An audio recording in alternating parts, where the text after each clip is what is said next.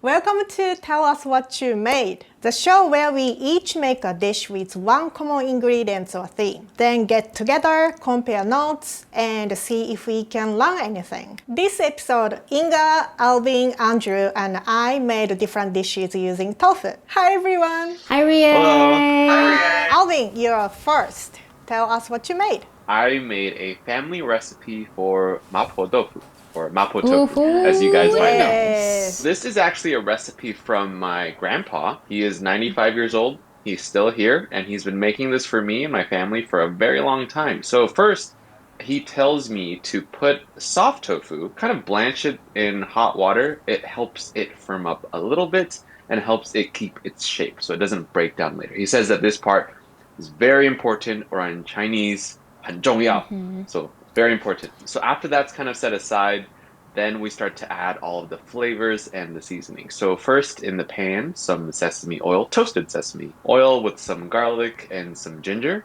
And after that, I'm adding in what we call doubanjiang, which is, I think, fermented bean paste. Inka, does that sound right? Yeah, like fermented soybean paste-ish, yeah. But is Yeah, it the spicy so- one or just doubanjiang? Not 辣豆瓣酱, or is it? This is la doubanjiang. This is the Oh, spicy, so spicy. one because Ah. yeah, so this is spicy. My family is from Sichuan in China, known for spicy, that numbing peppercorn that you guys might have heard of. So this is one of the most key ingredients, he says. After this goes in, adding some sort of fermented black beans. Inka and Rie made the fly's head video, and this Yes. was in it. Yeah. I was gonna say, yeah, it's the same one, I think. Yes, this is the exact same one. I love it. It's not what you get at Chipotle. I'll just put it that way. Now I'm just cooking it till the aromatics come out, and then after, things start to smell really good, I'm adding in beef. So my family recipe uses beef. I know you can use pork, you can use lamb. My grandpa always made it with beef, so I'm making it with beef. I've never had it with beef before. Usually I think we just do pork, but every family does it differently. So this is super cool. I also think because my grandpa, instead of going to daycare, he sort of took care of my brother and I, and maybe beef was maybe more accessible. And I remember him making this all the time for dinner. I just never realized what he was doing. This is like kind of a special recipe for me, and now looking into it, I really understand how much work he put into this recipe. And then I add some chicken broth or chicken stock, some soy sauce, and some sugar. That starts to get everything nice and bubbly. Everybody's getting to know each other. Then the tofu goes in. And now the tofu is kind of like a sponge. It soaks up all this wonderful sauce, all these flavors, and it cooks for a while so that the tofu can really get that color, just absorb those great flavors. And then I'm adding in white pepper and ground Sichuan peppercorn. So kind of that numbing, that sort of signature flair to, I think, this dish. To be quite honest, this is one of the very few times I've made it. I haven't made it very often. I could be getting things a little incorrect, but I'm following what my grandpa told me. And after everything's sort of combined and absorbed, everything's smelling really good. That cornstarch slurry kind of helps thicken things up. So once it cooks out, it doesn't get watery, it just becomes this nice, beautiful, silky, smooth texture. And that is pretty much it for my grandpa's recipe. After this is all done, I serve it over a little bowl of rice. That's like a lot of mapo tofu for a very tiny bowl of rice. I decided, hey, Alvin, if you're going to eat this, you're going to eat it. So I ate it. Some scallions to finish, and yeah, there you guys have it. This is my family's recipe for mapo tofu. Very nice. Thank you. It's not as good as my grandpa's because he's my grandpa. Nothing is ever as good as grandparents, let's be honest, but it still looks really good. Well, I think you're up next, Inka. Tell us what you made. I made a matcha tofu cheesecake. Whoa. This recipe is adapted from one of my favorite YouTube channels ever. It is called Cooking with Dog. First up, for the cheesecake, I'm just making the base. So I have some graham crackers and I'm just bashing them, just making sure that they end up into like fine crumbles. I know some people like it a little more chunky. I like it super fine. We have some butter melting action going on here. So the original recipe, I think, just uses like normal melted butter, but took some inspiration from Alvin with the brown butter, Yes. And Approved. I love the way it smells. I feel like it's like a little fun component to it. So yeah, brown butter just mix that together. So now you have like a little bit of those like toasted caramel notes, which is great. And then I just grabbed one of these cake pan things, lined it with wax paper, and just started pressing it in. I think like this recipe is like super nice because it's like, it doesn't have to be super fine or detailed or anything. It's like very casual, very easy. And I just put that in the fridge to set while I grabbed my tofu. I used soft tofu here instead of firm tofu because I wanted it to be a little softer. I got my blender, and in my blender I just threw in the tofu, the cream cheese, and then also some sugar. I try to add in less sugar, and also a bit of heavy cream. So that's pretty much the base. It's like a cheesecake base, right? And then I also added in one of my favorite yogurts. This is a vanilla yogurt. The vanilla just for a little bit more flavor, and lots of lemon. I don't know about you guys, but usually when like cheesecakes ask for lemon, because I like it a little more tangy, I add in like way more lemon than they want to. So then I blended that up together until it became the smooth paste. Then I mixed some gelatin with some water. You can see that I'm like trying to be very precise with the measurement here, because I'm doing it on a scale. Yes, weighing everything and then adding the gelatin in there, blending it up. So I'm just giving it a little taste. This is also where like if I want more sugar, I'll add in more sugar. If I want more of anything, I'll adjust here. But it was pretty good to me. Then this was the matcha. This is a matcha that I bought from one of the tea stores here in New York City called Kettle Tea. I like their matcha a lot. It has like more of like a roasted nutty flavor, which I really like. I thought it would go out with the tofu. Basically, I just went to the store and I asked them like, hey, I want to buy this matcha for both like cooking, but also for drinking. And they recommended this one. So what I love about it is how pigmented it is. I always feel like I add more matcha than I need. You do? It's actually a little dinosaur. The head is like a, what do you call it? Like a brontosaurus, right? Brontosaurus. Yes, it's a bronchos spoon. Yeah. Okay, matcha. So just a bit of hot water to mix that up into like a thicker paste. The reason I'm not pouring it directly into the mixture, just the powder, is because I want to make sure that it doesn't get lumpy. So I'm just adding water to make it into a paste first. Once I have the matcha ready on the side, I just poured some of the tofu mixture out here, and then I left a little bit in the blender because in the original recipe they don't use matcha, they just have like the tofu cheesecake. I think most of it I poured out into the cake pan, and then just like the remaining bit I mixed in the matcha. So then once you blend it up, you'll see the color change. Boom! Oh, cool. Like that. I don't know what I was doing here. I'm gonna be honest. I just, I was just like, okay, I want to make a swirl pattern. At first I was like, okay, I'm gonna be very precise and do little dots, but then I did it. And I was just like poking it around with a chopstick. Ooh. It's just have fun. Yeah, I could have made this a lot better, but there you go. No. It looks pretty Okay. That's great. That's done. I just needed to go chill it overnight. Next day, unmolded it, and as you can see, it's a very thin cheesecake because I think I used a cake pan that was too big. It's supposed to be a little taller, but actually, you know what? After I ate it later, it's actually the perfect size for me. I don't want my slices too big anyways, but that's why it's like kind of short. It's a cheesecake tart. Yes, thank you, New Andrew. invention. I made some strawberry puree on the side. This was for something else. I thought it would go well with the matcha cheesecake. So here's what I'm doing. I'm just doing dots and then drawing a line there for plating purposes. And the trick to getting smooth edges was just to use a hot knife. There it is. That's the matcha tofu cheesecake. Bravo. Thank you. Thank you. What does tofu add to the cheesecake? I don't know, and Ria, you can let me know if you've seen it before, but I feel like in Asian cuisine, or like at least in China and Taiwan and Hong Kong, a lot of times when they want to make things healthier, they add tofu. So you see that in like mochi tofu donuts, or like, tofu cheesecake, and because the texture I think is a little bit similar to like cream cheese, it also makes the cheesecake less dense. The texture of this cheesecake, when you slice into it, it feels more like a panna cotta than a cheesecake. It's a very nice light flavor, and the matcha was really good with it. For somebody who doesn't like their desserts too sweet, the bitterness of the matcha just rounds it out really well. It's slightly bittersweet. I mean, that's what's great about cheesecake in general, is that it deprioritizes the sweetness. And the brown butter crumbs, everything just paired together really well. So I was pretty happy with this. I also love how in so many recipes now, you just subtly have an extra all-star component. Yeah. Like when you made the ice cream, you had the edible flowers, and this time you have the strawberry puree. And it's just like, oh, I happen to have this. I swear, I know it sounds so like, but I just love making stuff at home, like on the side. So You're cooking all the time. Yeah, right? 24 hours. I have a lot of remaining stuff from those. So then I like end up having these like combinations that I can play around with. So it's fun. I'm glad y'all liked it. And moving on, Andrew, I think you're up next. For my recipe, sometimes on this show we also make things we've never made before, but are interested in trying. And so that's what I did this time. And I made silken tofu. Ooh. Like from scratch? Halfway from scratch. I didn't make my own soy milk. Hey, That's so impressive. though. It's actually far easier than you're probably imagining.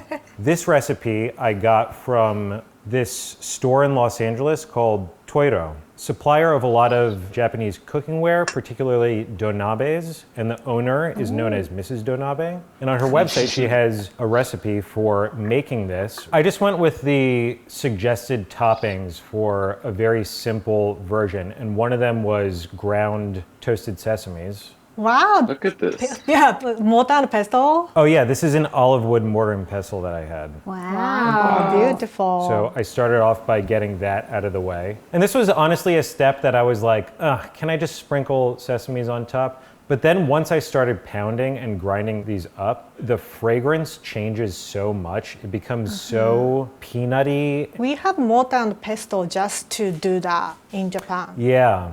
And that's actually one of the things that you can buy from this store, but I was just trying to make do with what I had. And this worked pretty well. I feel like each country has a different mortar and pestle for different purposes. Oh yeah, for sure. So the other toppings are really simple. It was some sliced green onion. Here's my big pot, but this recipe was primarily using a donabe with a steamer insert, but I modified some pots that I already had to accomplish that. At this store, they sell a little tofu making kit that has this natural soy milk along with the coagulant. But this soy milk, it has to be unprocessed or messed with other stabilizers, or I'm not sure what else you might find in other soy milk, but you have to use a particular type.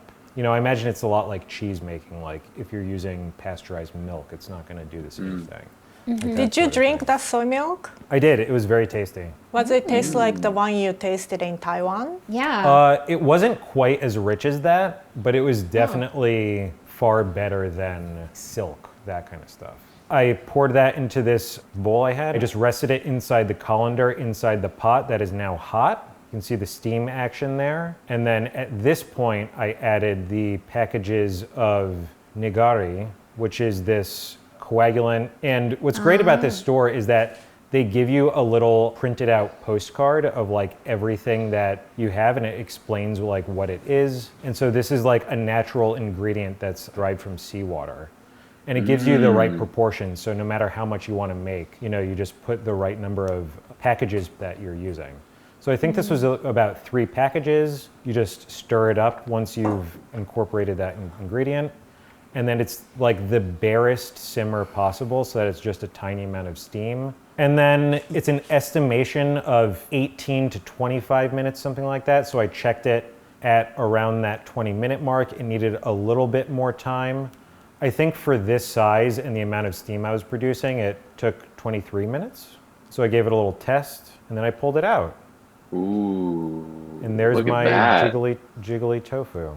It's a very soft set. It reminds me of almost like cheese making, like ricotta or something. Yeah, exactly. I mean, it is essentially like that exact same thing, right? Like you have this milk and then you have a coagulant that you put in there. The finished texture was super soft. I don't even know what to compare it to. And I spooned some off into a bowl, garnished it with green onion, some high quality soy sauce, and then some ground sesame seeds. This looks like an appetizer at a restaurant that I would order.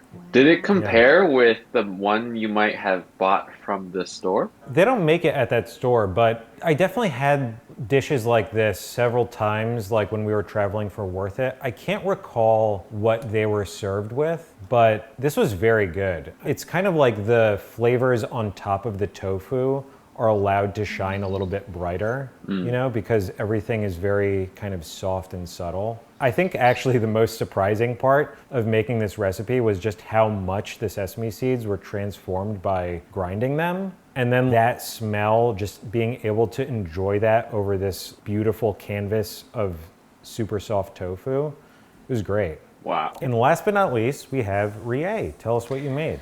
I made Akedashi Dofu. Ooh. Have you? I loved So ordering good. that at a restaurant. Yes. Yeah, that's something I don't make at home that often, but if I go to izakaya, I usually order. So I made at home.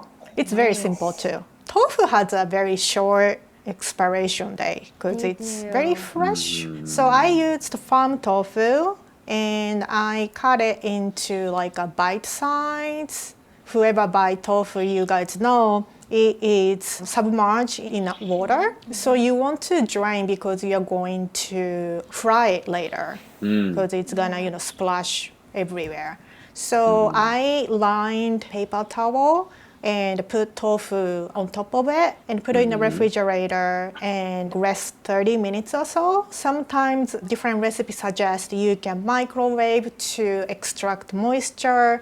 You can put something heavy on top. This one you don't need to do that. And then I'm making dashi from scratch. If you want to shortcut, you can use instant kind, but I use kombu. First I'm going to clean up, so just like wiping white thing on the surface, just like lightly. And then soak in cold water for 30 minutes. Kombu is kind of like dried ingredient. For fried head video, I made fried rice with currants, but I soak in hot water. So it's kind of similar idea, yeah. So like kombu shiitake is... mushrooms? Yeah, Yeah. exactly. Oh, thank you. So I'm going to heat it up later, but before to do that, I'm going to bring this back to life. You can get more umami from it. I'm making toppings and I'm grating daikon radish. And I like this. Cool. Yeah, so I used to work for this knife shop called Corin. We featured this shop for Worth It. They also sell a lot of Japanese kitchen products. And this is a ceramic grater I like to use for like grating ginger, grating daikon. Yeah, you can also grate watermelon and make watermelon juice. What? If you don't have blender, yeah. So I love this. So daikon has a lot of moisture, so I grate it and like squeeze it. And it's such a huge root vegetable, but once you grate it, you only have that much.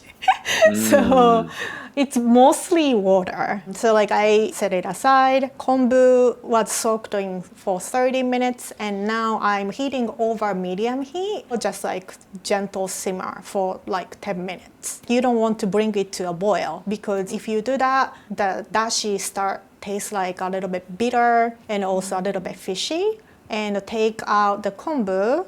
And I think I just wanted to show you guys like how big kombu becomes. Wow. It was like so Wow. much smaller, but now it's like one sheet of paper. Do you usually do anything with the leftover kombu, like after making stock? Do you have suggestions on what to do with it? Yeah, so you can chop it very thinly and season with soy sauce, mirin, and maybe a little bit sugar.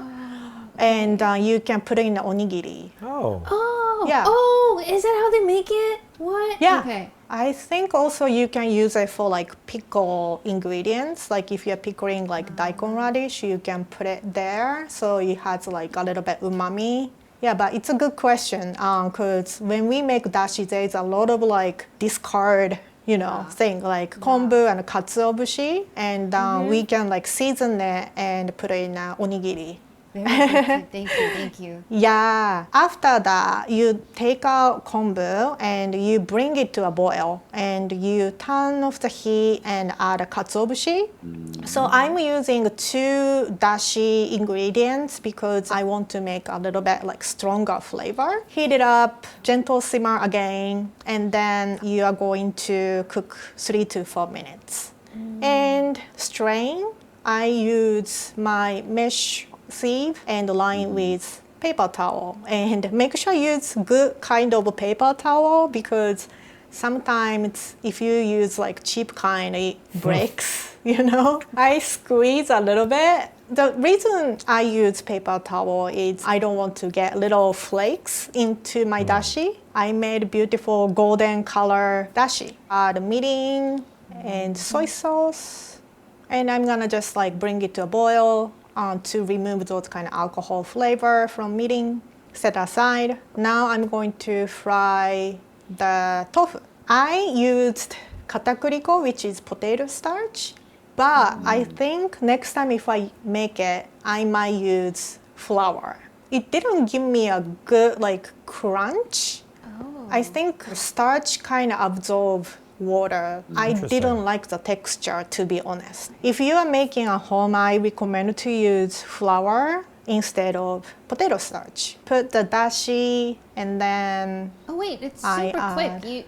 You only deep fried it like really fast? so you can eat tofu uncooked, right? So this is just like make outside crunchy and add tofu. And also I had a shishito, so after I fried tofu, I fried shishito super quickly.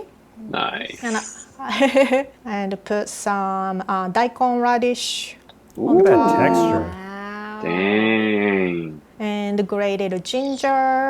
I think I Okay, have I'm sorry, scallion. but this with Andrew's tofu just Yeah. now, that's like a whole set. Like tofu course two dinner. ways. Yeah. And I added shichimi togarashi. All of the So, yeah. series of shapes are so satisfying next to each other. Look at that shot. Oh, that's a good Oh. shot. How does It it was taste? good. How does that fried? Because it's like the fried, but you're also it absorbs the dashi in a way. Yeah, tofu is very blunt, right? So you need a strong broth. So I highly recommend to make like double dashi, kombu and katsuo, and use soy sauce and mirin. It's very light, but at the same time, I think something about like fried food, it's like a comfort food. And Wow. also, grated daikon is also good vehicle to add some like flavor. So you can put tofu and like you kind of steep dashi broth into grated daikon on top of it and eat it. It's delicious. It's You so really good. flexed on us with this plating. Oh, I thank you know. so We much. can't go over this final And shot. actually, Andrew, you're not one Andrew, to talk. Yours yeah, is you guys are awesome. both. No. Don't even put mine anywhere near Rie's. No. I want to. I Wow, that was think great. we actually did it again. Appetizer, and then the main course, and then dessert. Yo, we have a Yeah. whole tofu set here. So that was our tofu episode. Alvin made mapo tofu, Andrew's homemade silken tofu, Inga's matcha tofu cheesecake, and my agedashi dofu. That was fun. Okay. Student teacher.